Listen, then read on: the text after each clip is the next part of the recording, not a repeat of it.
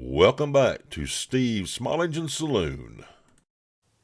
Allen wrench, Allen key, hex wrench, hex key.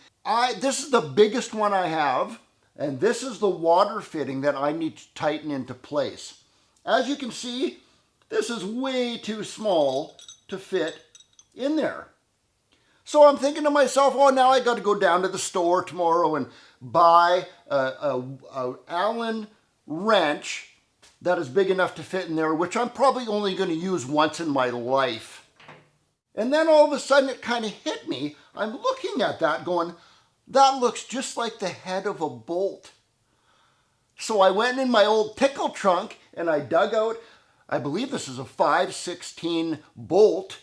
The head of that bolt, you need a 1/2 inch wrench on there. And look at this.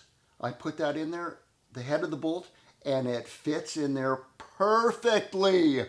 What? No way. How do I screw that in now though?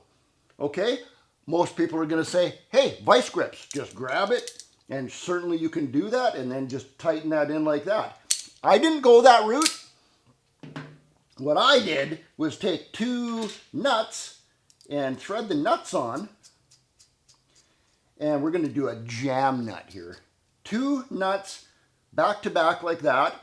And then 2, in this case, depending on the bolt you're using and the nuts, this is 2 1/2 inch wrenches.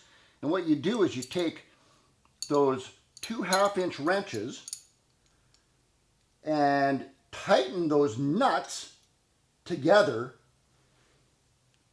Jam them together as tight as you can, and that will make those 2 nuts not be able to turn on there anymore.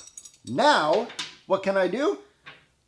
Put that head of that bolt right in that water fitting, and you can use your 1/2 inch wrench now to tighten that in. And you can also untighten it now. You use the other nut now to loosen that.